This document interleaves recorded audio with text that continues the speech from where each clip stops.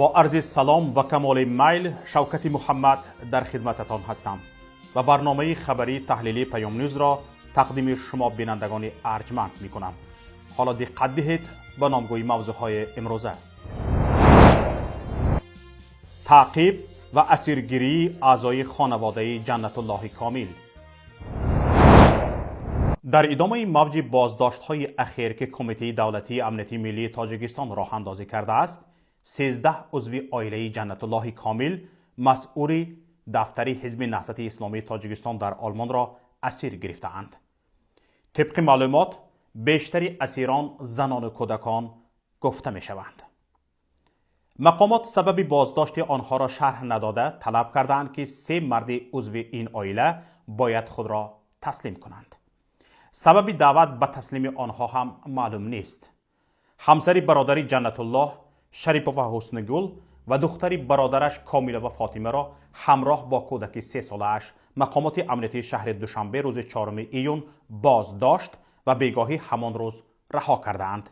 ولی از آنها طلب شده است که به بازداشت 3 نفر مساعدت کنند. روز 5 ایون مقامات امنیتی ناحیه دنغره 5 نفر زن و کودک عضو خانواده را اسیر گرفته بیگاه رها نمودند. اما دیروز 6 ایول همه آنها را دوباره به اسارت گرفته به کلاب بردند. همچنین در بازداشتگاه یکی از شعبه‌های کمیته دولتی امنیتی ملی تاجیکستان در شهر دوشنبه عده از نزدیکان جنت الله که روی خط آنها دسترس پیام است در اسارت قرار دارند. بیگاه 5 ایول مقامات امنیتی ناحیه دنغره برادر او کامیلوف زبیدالله را بازداشت و به شعبه امنیتی دنغره بردند. در همین حال بعد رسانه‌ای شدن اسیرگیری نزدیک به 20 نفر پیوندان جنت الله کامل در چند روز اخیر مقامات نه تنها از این جنایت‌ها دست بردار شدند بلکه به آن صورت بیشتر بخشیدند. دیروز بعد نشر عکس 2 کارمند کمیته دولتی امنیتی ملی تاجیکستان که برای بردن زنان و کودکان به کلاب آمده بودند، گروه بزرگ از کارمندان امنیتی به خانه کامیلوف ها رفته آنها را دشنام تحقیر کردند و تمام تلفن‌های موجود در خانواده را کافت و کاو نمودند. شام گذشته مقامات امنیتی پایتخت با باربردار یعنی کران به خانه یکی از جیانهای جنت الله که در آشیانه دوم قرار داشته است حمله کردند. پنجره آهنی تریزه خانه را شکسته وارد آن شدند و اشیاء زیادی را از خانه بیرون کشیدند. کجا بردن اموال خانه جیانی جنت الله معلوم نیست. صبح همین روز کارمندان یکی از شعبه‌های کمیته دولتی امنیتی ملی در شهر دوشنبه شریپووا حسنگلی 53 ساله همسر برادر جنت الله فتح الله کامیلوف را که سال گذشته بعد 25 سال زندان آزاد شده بود اسیر گرفته‌اند.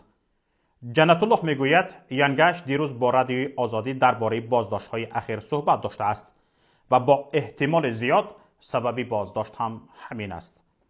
تا حال مقامات سبب این اسیرگیری‌ها و بازداشت‌ها را شرح نمی‌دهند. جنت الله کامل نیز به رادیوی پیام گفت او نیز خبر ندارد که پیوندانش را به چه سبب بازداشت کرده اند.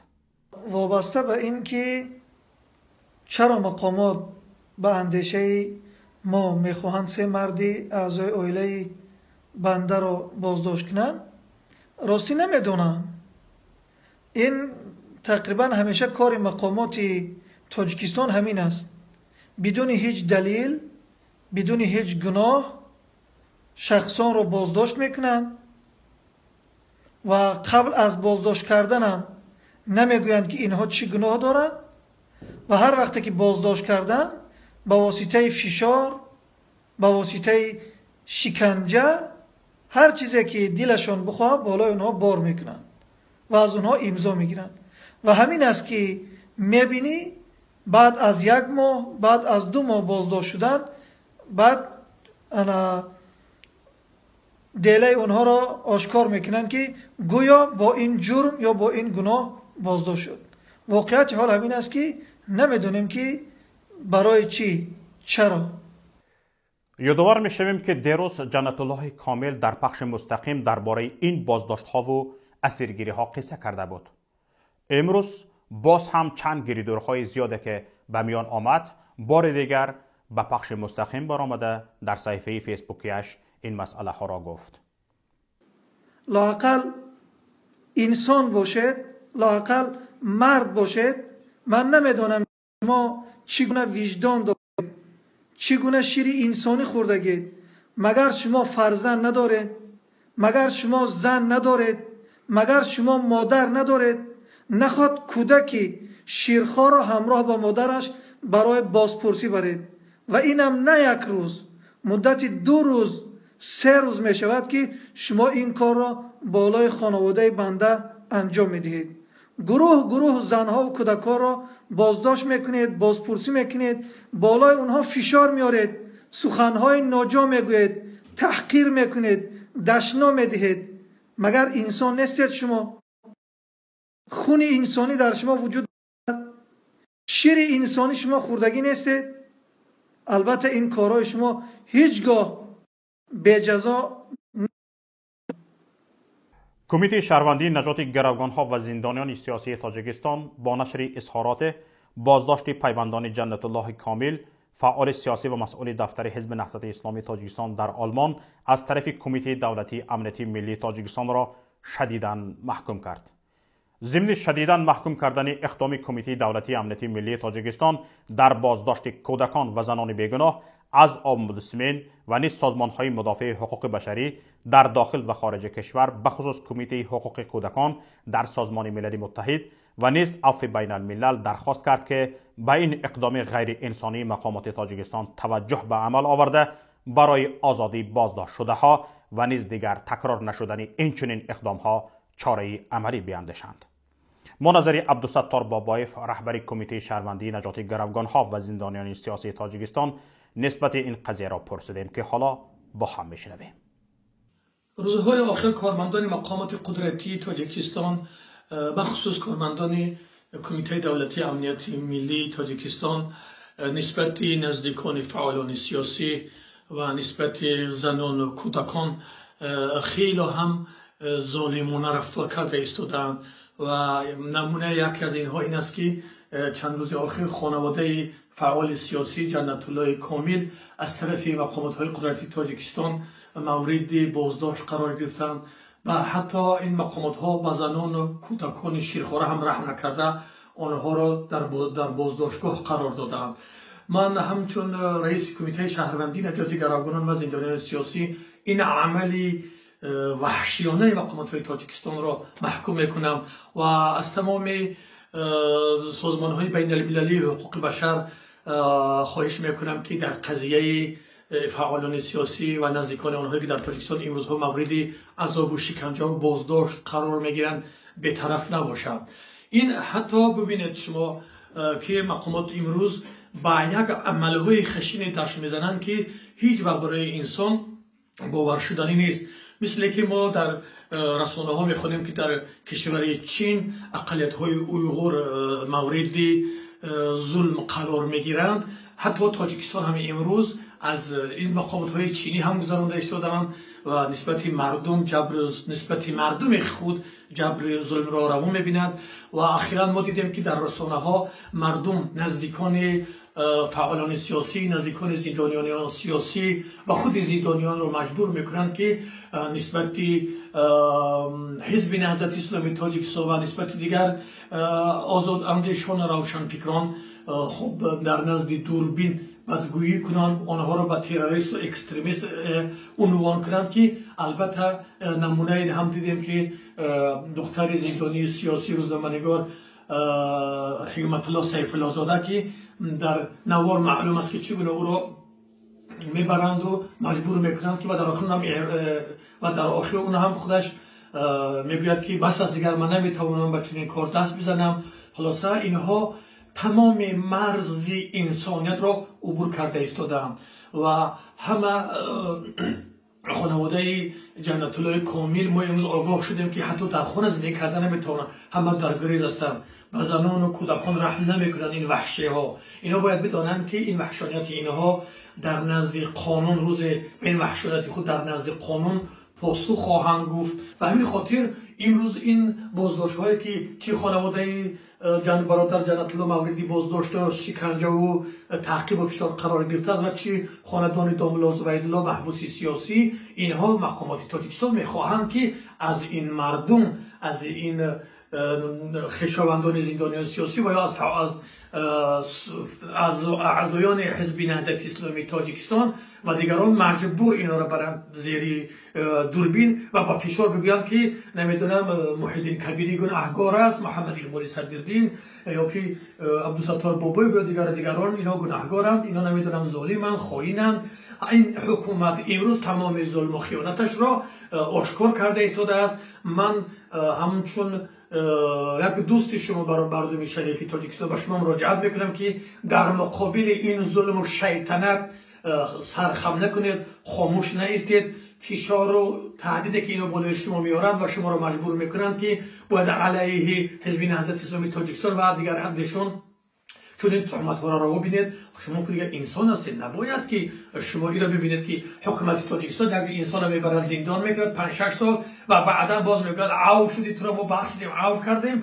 بعد با میگوید که از طریق رسانه باید خیزر اعلام کند که همه گناهکار حزب نهضت اسلامی تاجیکستان و یا که گروه اپوزیسیون سابق اینا گناهکار هستند. و همین خاطر من محکوم میکنم بار دیگر این عملهای خشن تاجیکستان، مقامات تاجیکستان را و باز میگویم که شما باز بیستید. ما هم در جواب این خیانت ها و ظلم شما همه آن فکت و دلیل هایی که داریم به تمام سازمان های بین المللی حقوق بشر میفرستیم و فیلم ها را آماده میکنیم به زبان های دیگر زبان ها تا که دنیا بدانند که شما ظالمید، شما جبر میکنید به مردم و شما ملت را، انسان حساب نمیکنید. هرچی که خودتان میخواهد برای بقای دولت و بقای کرسی و بقای ثروتتان هر عملهای ناجوان مردانه را نسبت ملت مظلوم خود روا میبینید.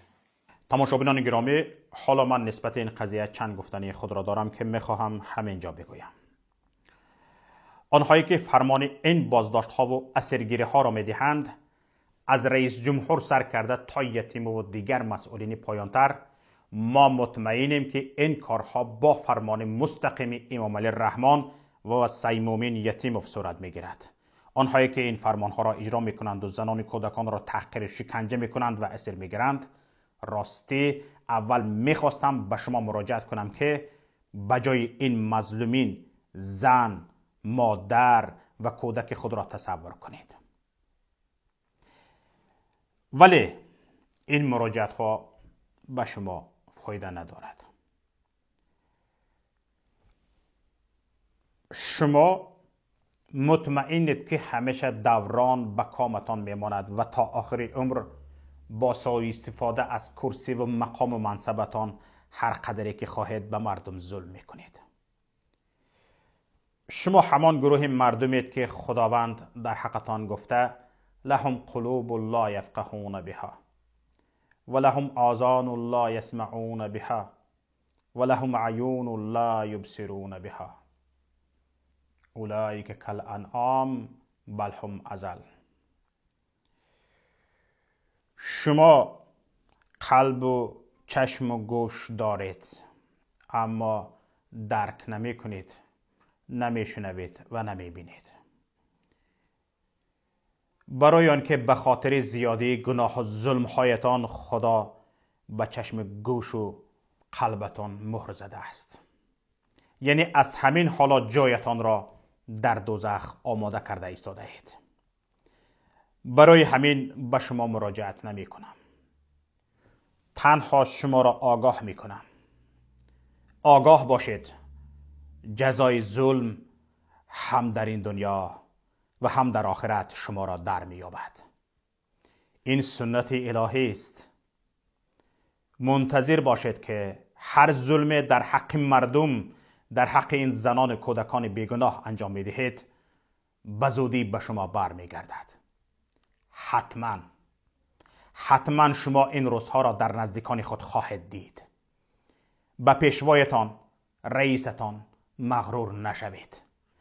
مطمئن باشید کمترین خیزش مردم که شروع شد، این پیشوای ترسویتان با تمام اولادش دمش را خواده می کند.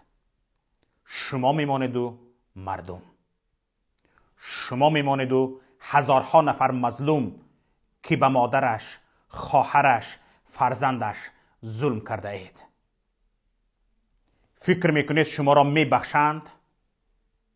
فکر میکنید نام و نسب، جای زیست و زن و فرزندان شما به مردم معلوم نیست؟ مطمئن باشید. مطمئن باشید مردم همه اش را پرونده کرده است. شاید بیشتری آنها از دل نرمشان شما را بخشند، ولی مطمئن باشید بین آنها نفرانی هستند که هرگز شما را نمی بخشند و منتظر آن روز نشستند. و این گونه نفران شاید هزارهایند. شاید به هر کدام شما 10، 20، 100 مظلوم راست می آید که در انتظار روز قصاص نشسته است. امروز به خاطر منصبک چند تنگه حرام زن و کودک مردم را اذیت میکنید، ولی آن روز نه پولهای حرام جمع کرده اتان، نه زاری و تولایتان و نه پشیمانیتان شما را نجات داده نمیتواند. شما جان مردم را به گلویش آورده اید و این مردم با اندک مندک قصاص ها آرام نمی شود. تاریخ گواه است که هر قدر ظلم بیشتر بود، قصاص مظلومین همان قدر سخت‌تر بوده است. شما خودتان الکی احساس کردید که آن روز نزدیک است، چون که یگان نفراتان راضی نمی شود که نام و نسب و عکستان آشکار شود. به خاطر عکستان رسانه‌ای شدن چی کار کردید؟ به خانه مردم کرن بردید. ولی بدانید این پنهانکاری ها فایده ندارد. خدا کند که هرگز به سر زن و فرزندان شما چنون روزها نیایند، چون که آنها گناهکار نیستند. ولی از سنت زندگی راه فرار نیست. این دنیا چنان ساخته شده است که کدام نمود ظلم کردی همان نمود جزا میبینی. تماشابینان ارجمند، به نهایت برنامه امروز رسیدیم. به شبکه ما آبونه شده نوشتن نظر خود را فراموش نکنید. پخش تگمه لایک و زنگوله الهام کاری ما و امکاناتی از هر رویداد حادثه با خبر شدن شما را فراهم می کند. رقم تماس با ما توسط واتساپ، وایبر، ایما و تلگرام 49 15 16 46 15 947. با امید دیدار در روز دیگر. السلام علیکم و رحمت الله.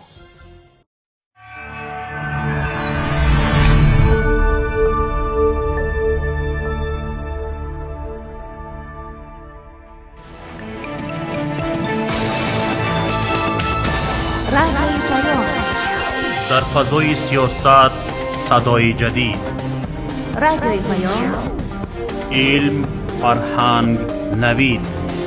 رادیوی پیام، مشورت، بحث، گفت و شنید. در تمام دنیا روی رسانه اینترنتی رادیو پیام .net